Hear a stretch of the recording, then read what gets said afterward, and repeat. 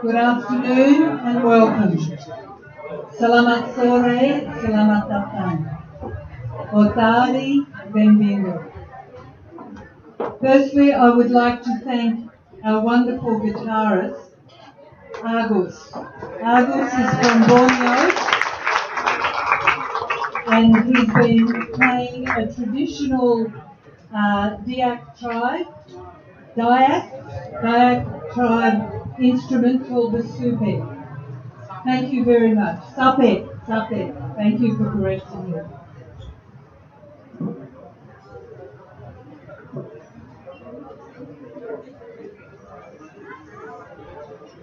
It's terrific to see so many here on a lovely, warm Bali afternoon.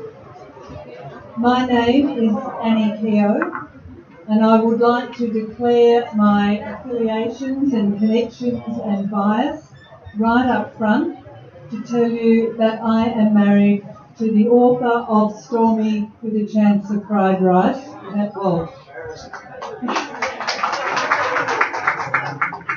It was certainly not our intention that I would be the MC for this afternoon's launch.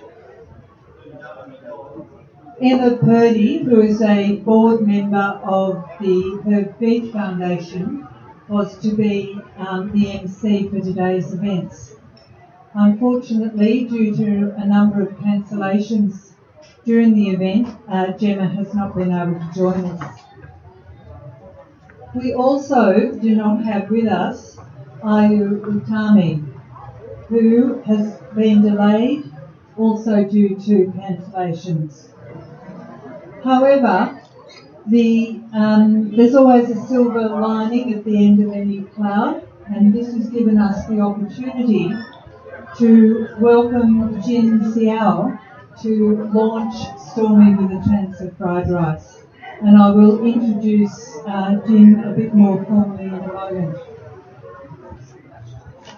But I would like to just say a couple of things about Pat. But given that I'm his wife, where do I start? I could tell you about his efforts to get out of the milking shed when he was growing up as a young boy in South Curra Beach, but I think his brother John, who's here as well, might be better to tell you those stories. Suffice it to say that Pat is a people-to-people person. That's a bit complex, but he's somebody who has devoted his life to building and ensuring that relationships between people are developed and empowered and part of his life. He was one of the first teachers to teach Indonesian language and introduced it to a rural school in country Victoria. He was co-founder of the Inside Indonesia magazine, which is still available free online at Inside Indonesia. He was the first director of the Human Rights Office for the Australian Council for Overseas Aid.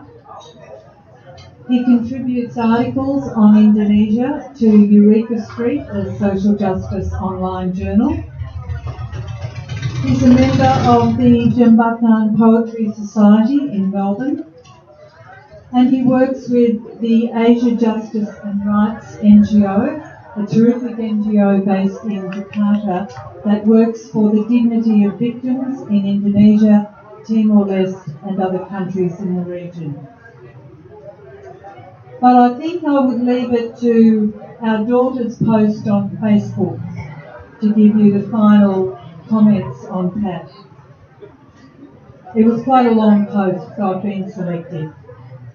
So proud of my dad for publishing his second book, Stormy with a Chance of Fried Rice. It's funny, poignant, honest and thought-provoking. Dad, this book sums up your witty sense of humour, stunning and worldly ability to reference across cultures, generations and religions. and most of all, your deep heart for the little people. Awesome stuff, Dad. I can't beat that.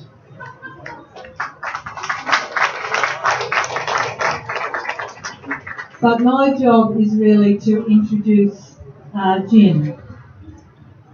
Jin, we are very privileged to have Jin here to launch the book this afternoon.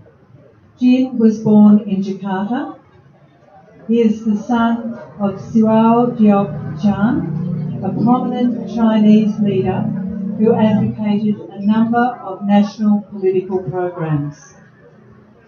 Jin's father was a political prisoner for 12 years without trials during the Suharto period.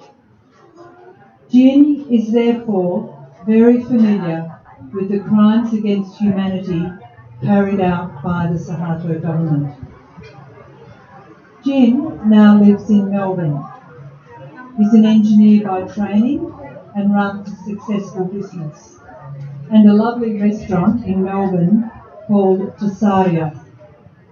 Tasaria is named after the street in Jakarta where he was brought up, until his family was expelled from their home in March 1966.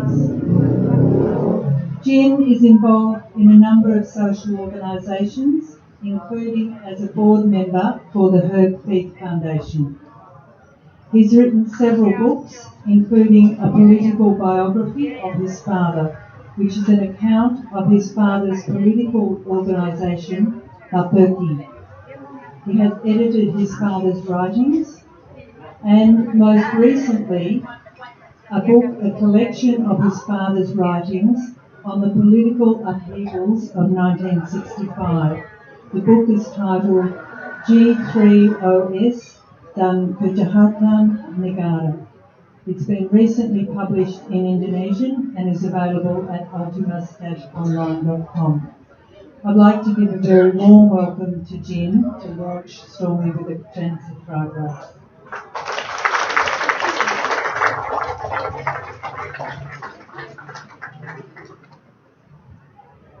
Hello. Thank you for that introduction. Very nice introduction indeed. First of all, I wish to thank Pat Walsh for asking me to launch his book. I was actually both honored and shocked when he asked me to take over Ayu's place this afternoon. Honored to be trusted and to be thought of as a person who has the appropriate quality to launch this very good book. I have known Pat for a long time. I first met him in 1979.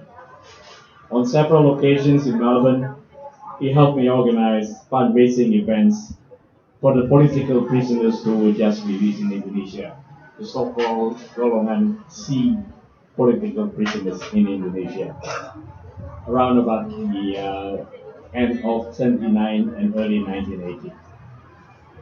And in the last few years, both of us have been working closely together in the Herb Feith Foundation. I was shocked because I'm sure that I was never his ban serap, a spare tire for this event.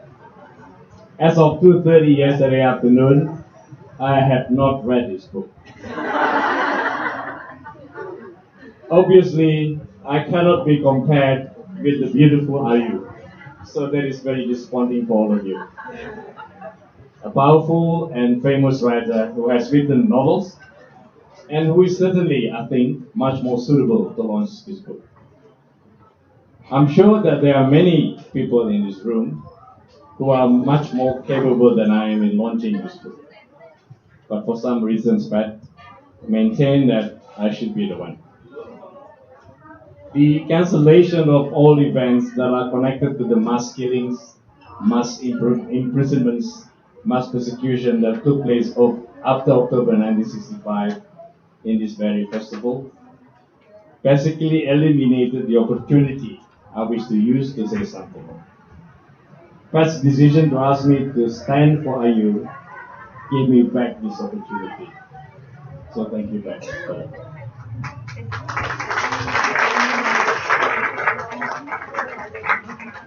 However, unfortunately, you, the audience, now have no choice.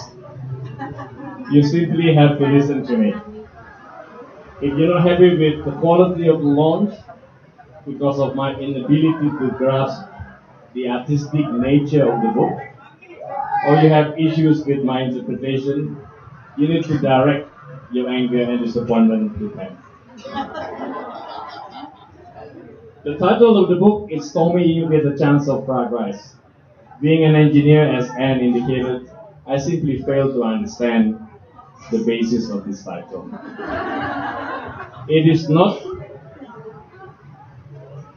it is not a book about storms in Jakarta, nor it is a book about the various different types of fried rice you can get in Jakarta. I had to ask Pat for what the title really implies. Pat, yesterday afternoon, actually late yesterday afternoon, kindly described the basis of this title to me. It was apparently inspired by the kids' movie called Cloudy with a Chance of Meatballs. I never heard of this movie because I do not have grandchildren, not yet anyway. And apparently he was in Indonesia between two major storms that hit Jakarta in 2013 and 2014. And at the same time, it was there during the most exciting period involving the political fights for power between the former General Prabowo and the pure civilian Jokowi. I'm sure that all of you are familiar with what Pat is so famous for. His dedication to Timor-Leste's independence and the adherence to human rights in Timor-Leste and Indonesia make him a very special person indeed. We are obviously pleased that his long years of hard work and dedication is recognized by the Australian government and Timor-Leste's government. As soon as I received the electronic copy of the book that Pat emailed me in the late afternoon yesterday, I began reading it. Knowing who Pat is, I thought the book contained significant accounts on the violations of human rights in Indonesia. As it turns out, it is a very light reading, funny, and contains the most enjoyable accounts on the busy and somewhat messy Jakarta and the people who live in it. I now see the other side of Pat Walsh, who normally is very serious in his writings. Symbolically, Pat started the book with a story about Hari Pahlawan, the Heroes' Day, the 10th of November. I relate this occasion to the fact that the freedom fighters sacrificed their lives to achieve an independent Indonesia. Indonesia that is democratic, Indonesia that is based on the 5 principles Pancasila, and Indonesia that adheres to the rule of law. Unfortunately, 70 years after independence, and ironically, a year after Jokowi was popularly elected as president, we are witnessing a violation of one of the fundamentals of democracy, that is the freedom of speech. We did not expect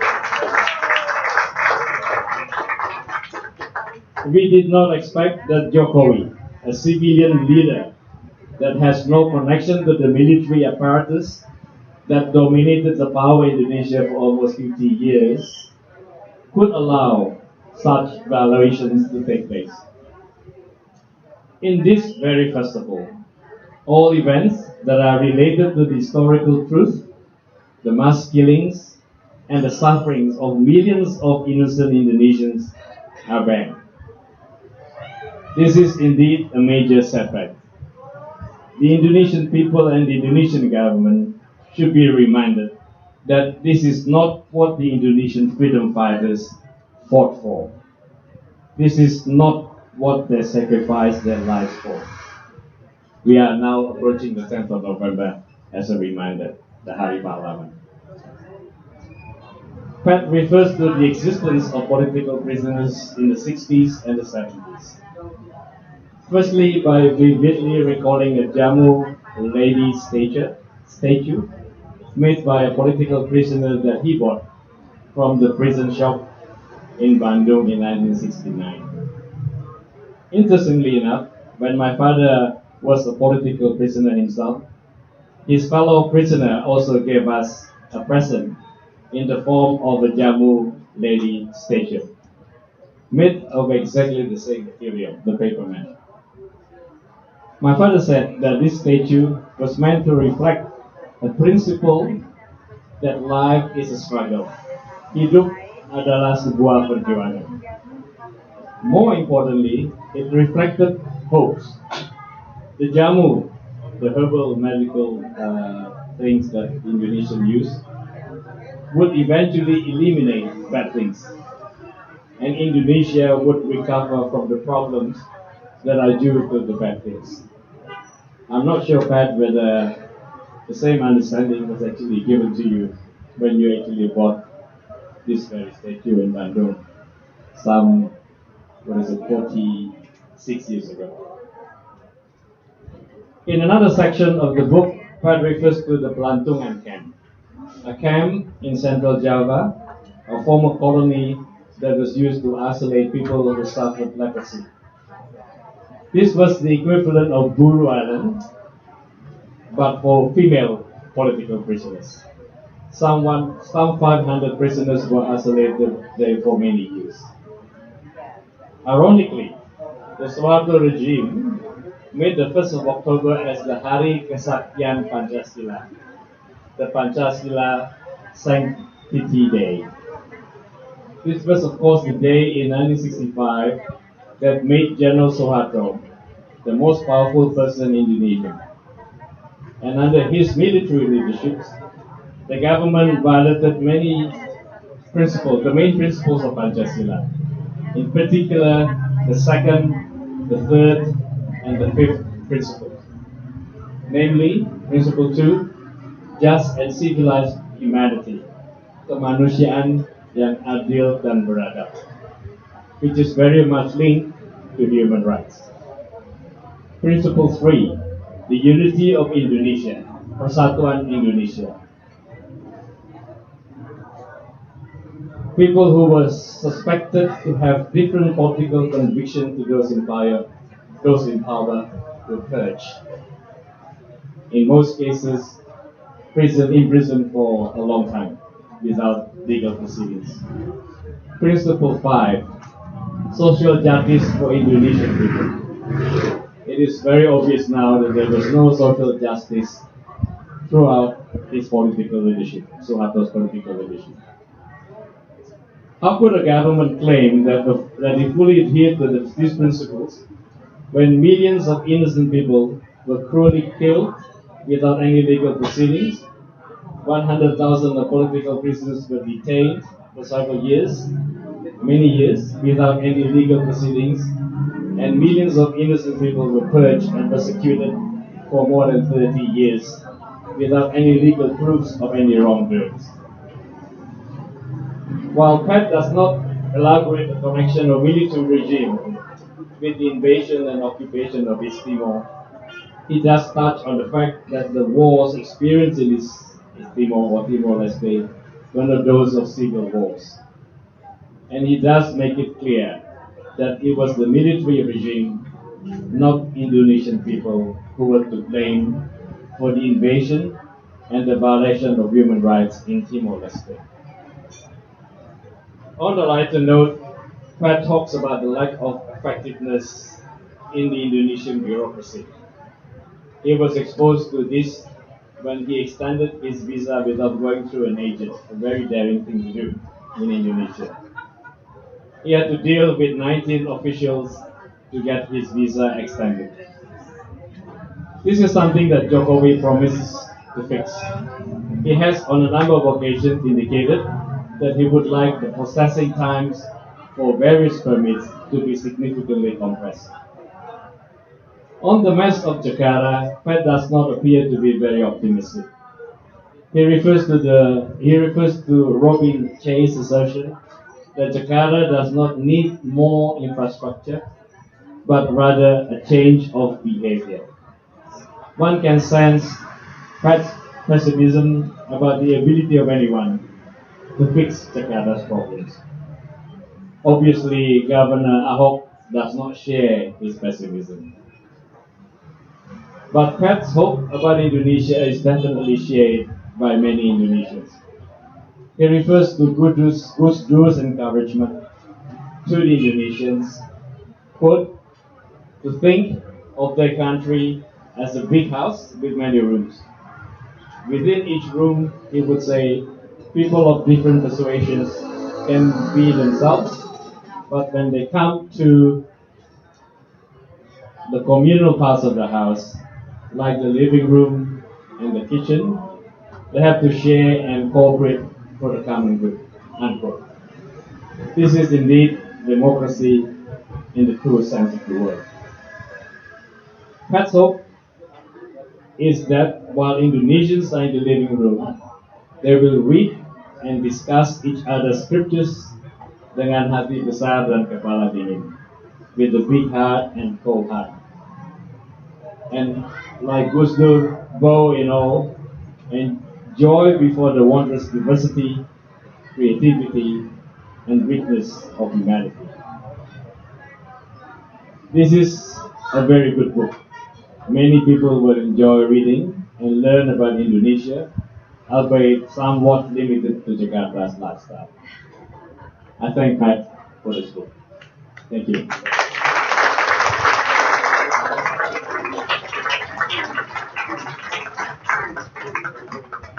Thanks, Jim. That's terrific. And of course, you can purchase the book at the special launch price of 50,000 rupiah from Emma over here, and Pat will sign it. But I'd now like to invite Pat to respond to Jim and make some comments himself. Thank you very much, Annie. I'm flabbergasted, speechless. So many people have come today. Thank you so much. This is the curtain raiser to the Ubud Writers Festival.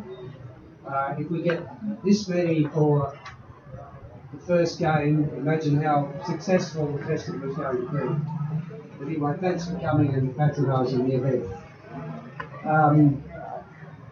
I just want to say basically thank you to a few people and then to read something from the book so you have a sense of its spirit and character. First of all, thanks to my dear wife Annie and my dear friend Jim for stepping in at the last minute. My thanks to Made, who owns and runs this restaurant, and Agus for his beautiful music. My thanks to the incomparable Judy Jagger, who is here, the volunteer with the Ubud Writers Festival, who's organised all the book launches. We had email contact for several months leading up to this event. I can tell you getting even this simple event together has been quite a challenge. For her to organise so many others, I find it hard to believe, but it's a compliment to her capacity, her perseverance. I met her yesterday for the first time at the booking office, and I'm very happy to say she doesn't look at all like Mick. Her name is Jagger, right? She was incredibly attentive, supportive, humorous, and friendly throughout the whole process of putting the boards together. So I thank you very much, Judy, for your support. I also want to say a word of thanks and perhaps commiseration to Janet Denise and Kitut Suardana, who conceived this festival 12 years ago in response to the terrible bombing in Kuta, which cost over 200 people their lives. Their whole program is to rebrand, rebuild Bali. They deserve to be honoured, not harassed.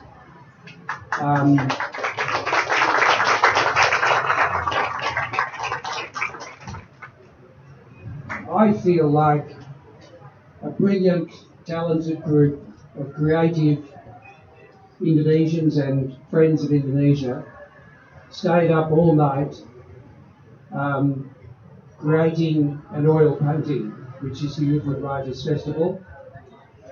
When they went to bed in the morning and left the oil painting to dry, they came out to find a vandal had smeared his hands across the painting and desecrated it.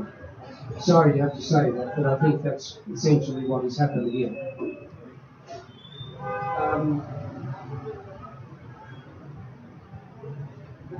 I have to say too that in response to Jim's comments, that to quote Pramuja Anantatur, who also said spent 12 years in jail without trial, he says in his fantastic book, which I would recommend to you, The Mute's Soliloquy, that Indonesia sort of fed on itself. It sort of ate itself, its young, its best and its brightest during those tragic years. It was, he says, a form of cannibalism. My feeling is that despite the obvious, I mean, there's a very big issue for Indonesia and for the world, I'm not denying that for a moment, but the purge, the pogroms were incredibly excessive.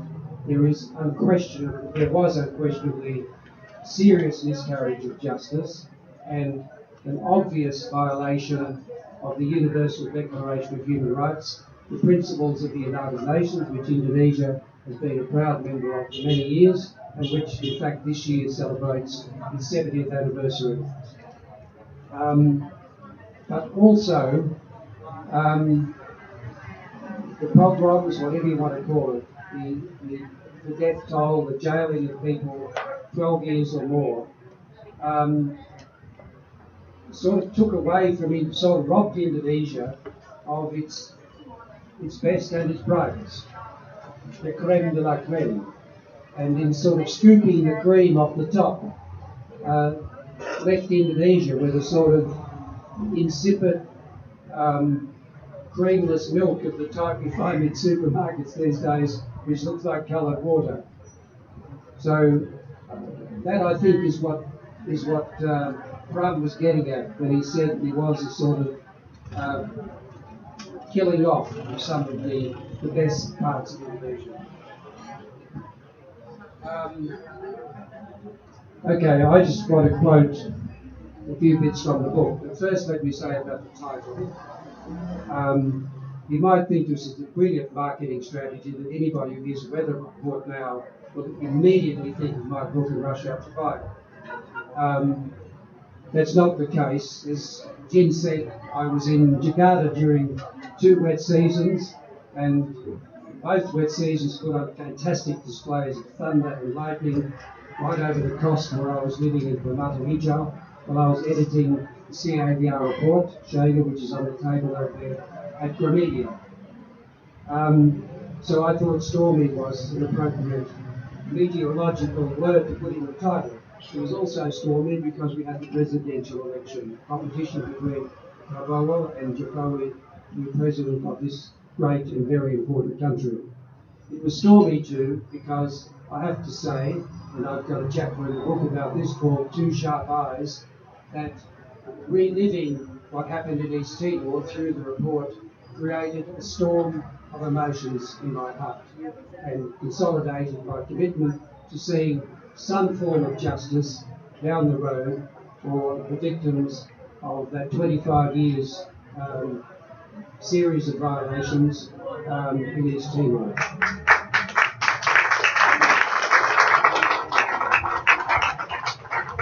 I won't comment about fried rice, but it's on the top of the menu here, nomad fried rice. Some of us are starting to have it here tonight. It's the default diet for many bullets when they come to Indonesia at the first time and are a bit suspicious of what these strange-looking objects are floating around in the liquid and the various items on offer in the menu.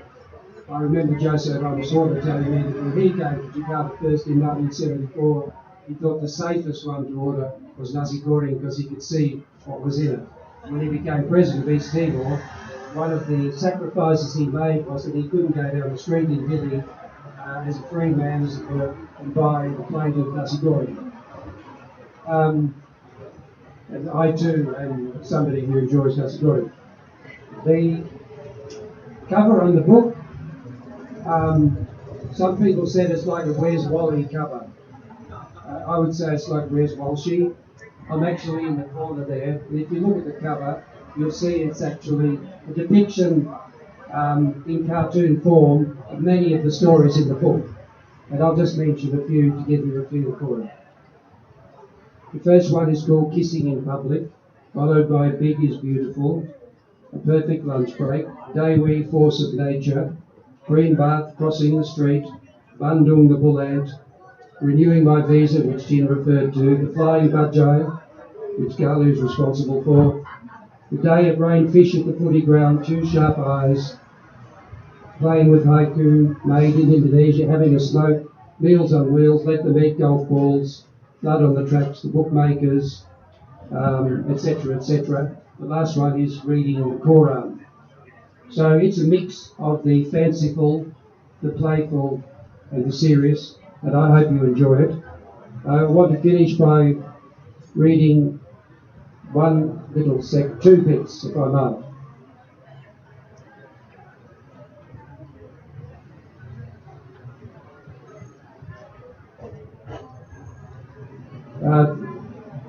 Picking up on the theme, which has had a bit of work this afternoon. This section is called Cycles of Political Leprosy, and it points out that the women who were detained in Klantungan lived in what was or were imprisoned in what was a former leprosy colony. Though it moved from being a colony for people sick with leprosy to people who were discarded, treated as political lepers. Then, of course, the wheel has turned. Some of them are minor celebrities in Indonesia these days, and it's Suharto who is on the nose. So he's the outcast, if you like. He's the political leper, to some extent.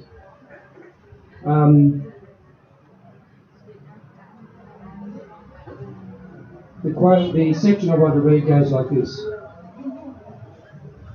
One of the many other examples, including, in addition to Klantungan, I came across in Jakarta, was an art exhibition by Joko Pekik, an ex-political prisoner, now 75.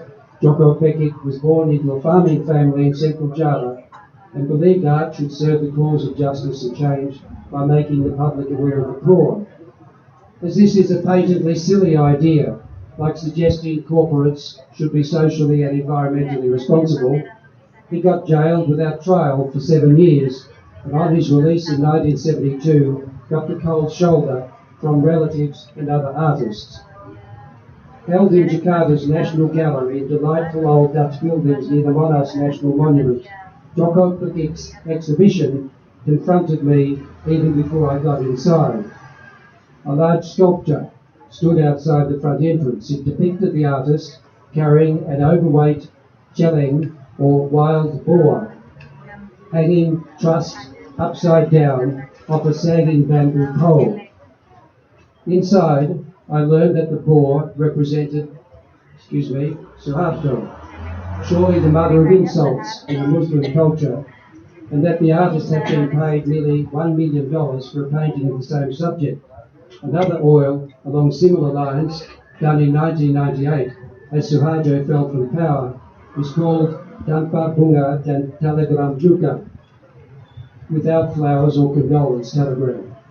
It showed the same wild pig lying on arid land in a burnt forest, crows feeding on its carcass. Joko Pekik's beliefs remained rock solid despite his ordeal. On a wall in the gallery beside one of his works was scrawled Batu Hitam di Sungai, Banjir atau tidak, ia tetap di situ. A black rock in the river stays put even if there is a flood. But it also seemed to me that he was no longer dogmatic in his belief, if indeed he ever was. he too has changed and deepened. Other exhibits reveal that the Suharto wild boar is also an allegory for the evil of greed and cruelty in human beings. The artist himself includes himself in this judgment. In one work, he replaces the boar. The former political prisoner, one of the wild boar's victims, seems to be saying that there is a bit of chatting wild boar in all of us, and the revolution to address it that he continues to advocate is a challenge for everyone, and in Indonesia must transcend the Suharto era and not be limited to it or political change. Okay, I'm going to finish with a slightly larger piece. It's a piece of verse written while I was flying with Garuda to Melbourne. It's called Flight GA716. I'll try and read it as nicely as I can. Surfing the breeze like Vishnu on my silver bird, cold air breaking gently over beating wings, that shiver tremulous in the rutted sky, I wake to the morning light caressing my face, and find the night fleeing the burning sun, slipping off its gown, soft and see-through, a cobweb knitted while I slept by a squillion spiders, to cover the bare brown body of the earth below, and trap me like a fly as my breakfast goes cold. Thank you very much.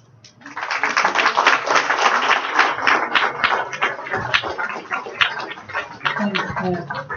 So Stormy with a Chance of Fried Rice by Pat Walsh is now launched.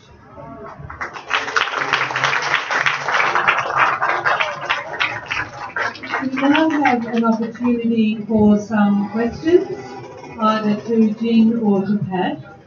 So I think the best thing is if anyone does have a question, that they come up to the microphone, if we can make a space here, because it would be terrific if others can hear the question.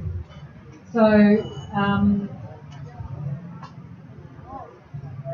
they can then respond.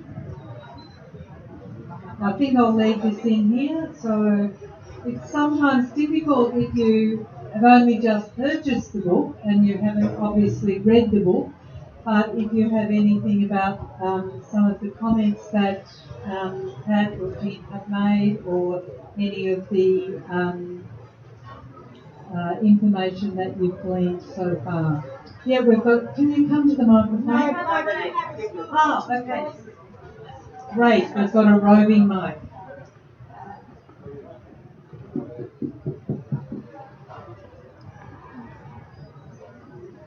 Pat,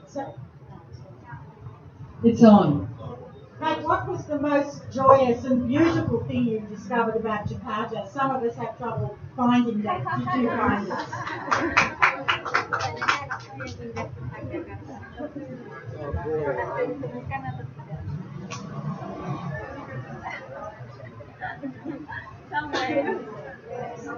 Oh, you've stumped him with that one. Use the microphone, Pat. I hope this doesn't sound corny, but in fact it was, see, while I was editing the Truth Commission report for East Timor at Gramedia, it was heavy work. It's 3,200 pages long. It's an unremitting litany of human rights abuses over 25 years.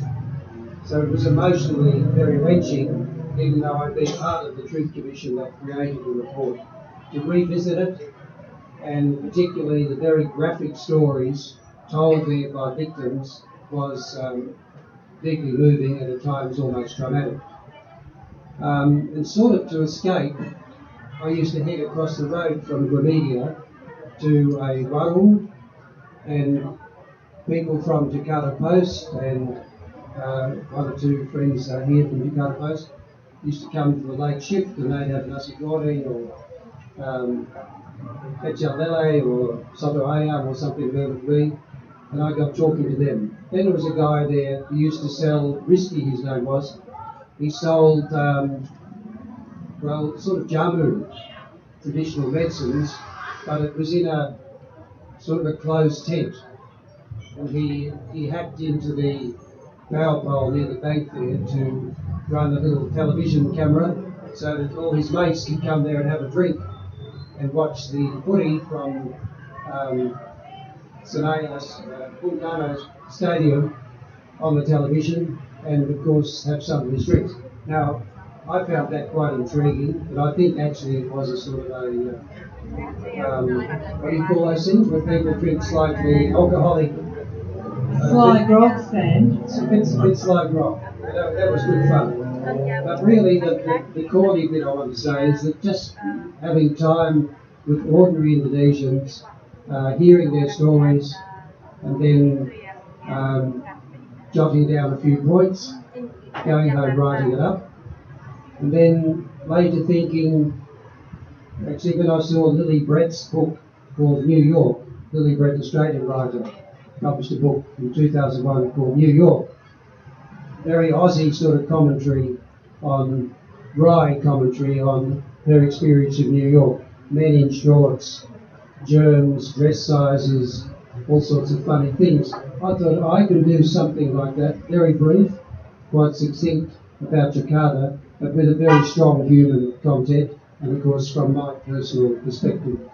But I think the loveliest thing was just getting, first time I actually lived in Indonesia, as I said, I had a long association with Indonesia, going back to my first visit there in 1969, and teaching, I must say, very amateurishly Indonesian in an Australian school, but I'd never actually lived in Indonesia, and that was just fantastic to sort of be part of this place that was so much part of my consciousness, and with the wonderful Indonesians I've worked with over many years. That was really lovely, so I tried to capture that in the book. Thanks very much, Stormy. Thanks for the question.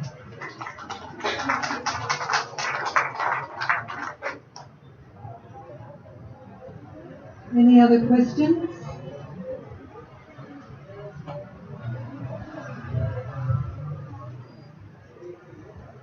Yeah, we've got a question.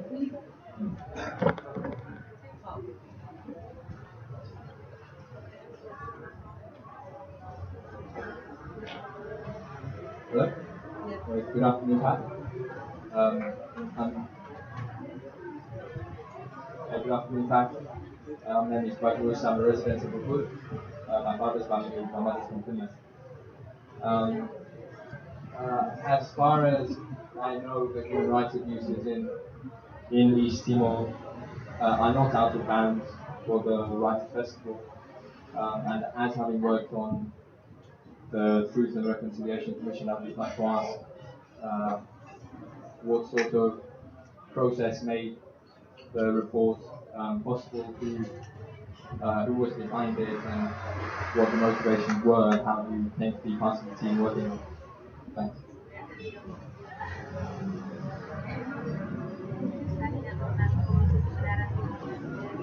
Thanks very much, Douglas. The question, if you didn't hear it, was about the East Timor Truth and Reconciliation Commission, what it was about and how come I was involved in it. It's called CAVR. It's a Portuguese acronym for Commission for Reception, Truth and Reconciliation, and it was set up following a decision by the resistance umbrella in East Timor in 2000. They were confronted with the big issue of how were they going to respond to crimes committed of violence in 99 and the previous 23 years. Their options were basically to move on and say there's nothing we can do about it, or we try and put everybody responsible in jail, probably not a realistic option, or we can establish a mechanism that will promote reconciliation between particularly the East Timorese perpetrators and their East Timorese victims. So this was a reconciliation commission designed to create peace and restore relationships that have been broken within the East Timorese community. It wasn't primarily about promoting reconciliation between Indonesian perpetrators, from the military in particular, and their Timorese victims. However, the report does contain a lot of detail about crimes or violence committed by the Indonesian military, and in that sense, the report is very much about that 25-year history of Indonesia in its former 27th province. How come I got involved? Well, the short version is that I was asked by the UN through a certain person sitting in the front row here to come and help set up the commission. And then I stayed with the commission as an advisor to the Timorese commissioners who ran it. To that extent, I made a contribution to the writing of the report. It finished its work in 2005, but we weren't able to publish the report in a sort of sophisticated, finally edited index form until 2010 in Indonesian and 2013 in English with Pramedia in Jakarta. So that's where the link with KPG or Pramedia comes from and led to them publishing this book, Stormy of the Chance Fried Rice. So that's a lovely example of fantastic Indonesian business devoted to publishing, freedom of expression, freedom of opinion, saying, okay, we want Indonesians to know what their security apparatus did in East Timor, and when the East Timorese government asked them to publish an international edition in English so that the world community would know, they took that on as well, and they've actually just finished publishing the Portuguese edition. I don't know whether you know East Timor, but we have to do everything 3 or 4 times in Timor because of all the language issues. So I was honoured to be invited to be part of it, and it was a huge privilege and a great and very rich experience. The summary of the report, called Chega, C-H-E-G-A, which means Jangan Lagi or Cukup in Indonesian, is on the table over there. We only have a few copies. It's there courtesy of the East Timorese government. If you're from an institution, whether it's academic or maybe media or other, which you think might propagate, circulate, use the report in some way, shape or form, please ask Emma for a copy. It's free and we're keen to disseminate it. So this was written while I was editing. That's the connection. Thanks for the question. The last thing I should say is that Jokowi, President Jokowi, is talking about some sort of reconciliation commission in Indonesia, including for violence in 65 and thereafter. The Timor-Leste model is well worth Indonesia having a look at. Thank you.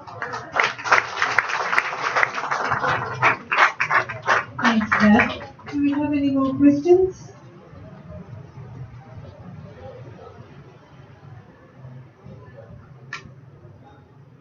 No? Okay.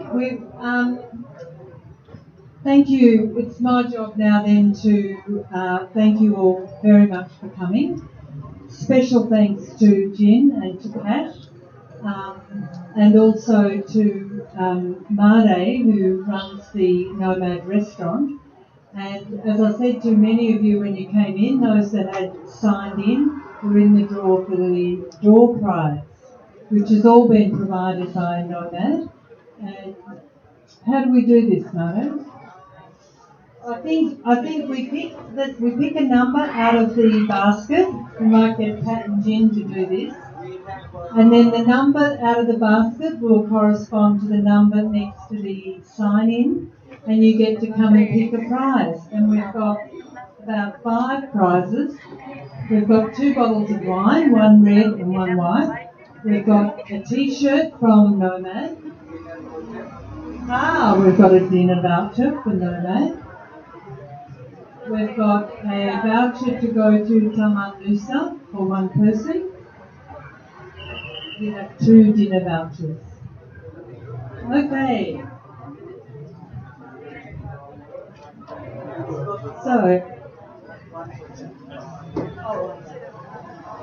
So we'll ask you to pull out the first number. 3G.